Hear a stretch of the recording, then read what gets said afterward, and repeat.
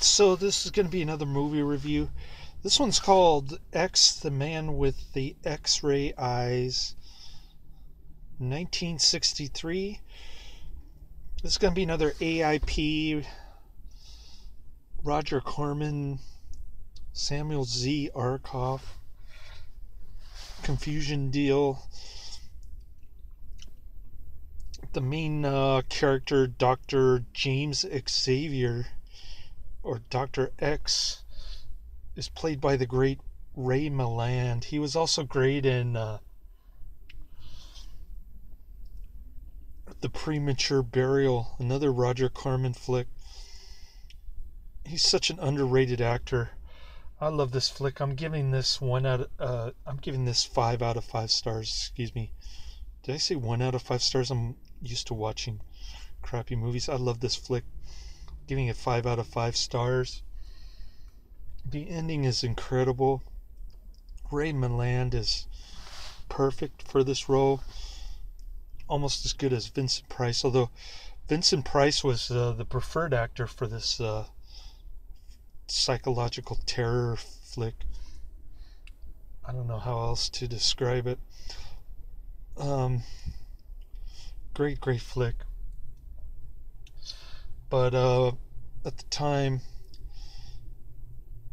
Vincent Price was under contract with AIP, and AIP didn't get the rights to this movie until later. So Roger Corman hired Ray Milland. He just does an incredible job. Same thing with Don Rickles as the Carney Barker kind of hustler guy, and then there's another incredible performance from the great Dick Miller.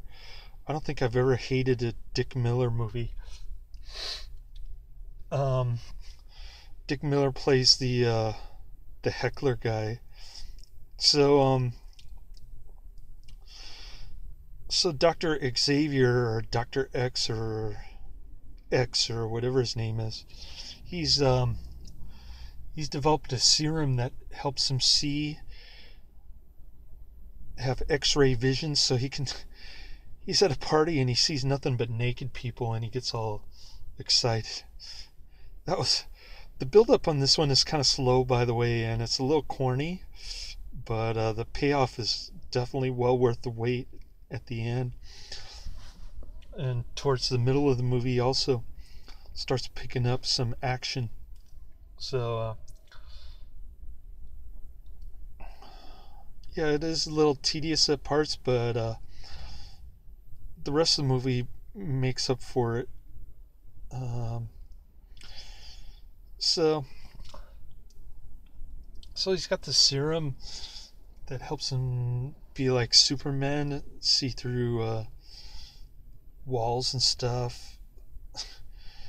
They never talked about Superman being able to see through people's clothes, but they talk about that in this movie. So he contradicts one of his. First of all, he gets fired from his position as a researcher. They cut off his funding, which is essentially like firing him. And then the next part, I didn't really understand what was going on. There's a little girl who's sick. He's able to see the problem that X-ray couldn't pick up. So he's fighting with the surgeon to save the little girl's life, and he ends up saving the little girl's life, and the other surgeon just like, oh, you're gonna get sued for malpractice and you're insane and all this stuff. And I thought he would have been a hero, but instead he's a chump for some reason. I couldn't figure that out. A little bit of a plot hole there. And then he just pushes one of his doctor friends out the window. I guess they're calling it an accident. Yeah, on the Netflix sleeve it says, but when he accidentally causes the death of a colleague. It's more like he pushed him out the window on purpose and murdered him. So all of a sudden he's on the run from the police. Like he goes, but before that he runs into Don Rickles. He's like hiding him from the police and doing some kind of carny show where he can see through the cloth and read whatever people write on their notes and stuff. So Don Rickles convinces him to go to a poor neighborhood to not heal people, but to discover what their illness is, tell them what their illness is, and then they're encouraged to make donations, most of which goes into Don Rickles' pocket. Dick Miller's there to heckle the carny sideshow, which is pretty funny. And then what else? Oh yeah.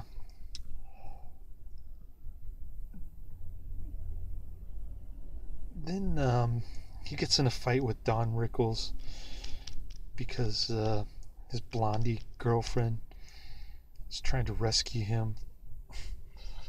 And so Don Rickles threatens to call the cops, and they're running away to Las Vegas, where he goes to a casino and he beats the casino at both the slot machines and blackjack. Then the casino guy gets suspicious. He calls the cops, and they're on the run again. So that's pretty much the movie. I mean, I don't want to spoil the ending too much, but I think I already did. So I just can't explain the ending. It's just one of those endings that sends shivers up your spine, like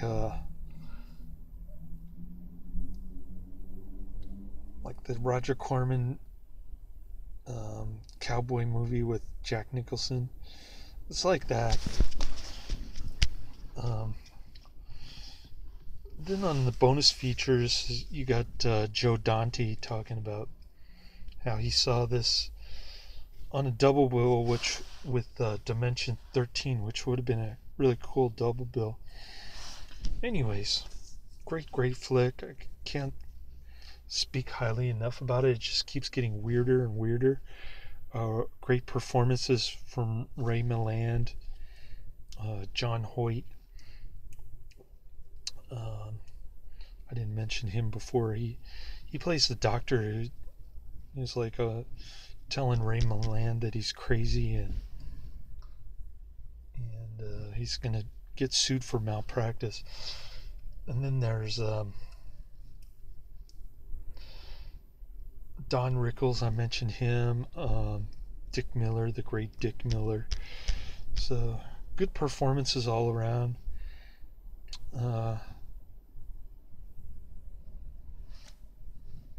Good. The genre was good, psychological terror kind of thing. Kind of like it's kind of like he's living in nightmare. Kind of like Rock Hudson in Seconds, and yeah, that's the only thing I can really compare it to.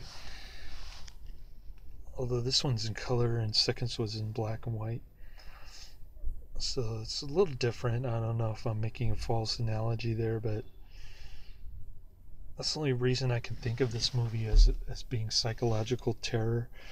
And great cinematography, great acting. The genre is great. The ending was great. Too many good things about this movie. I knew I was going to like it. Ray Milland was good in Premature Burial. Not so good in Frogs, though. Even Ray Milland couldn't rescue Frogs from being 1 out of 5 stars. So yeah, I'm real excited about this movie.